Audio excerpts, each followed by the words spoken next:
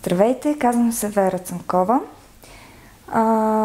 Фризьор съм от 14 години. Имах честта да присъствам на обучението на American Crew, специализирано за мъжкото фризьорство. Много интересни, много нови неща, много конструктивно.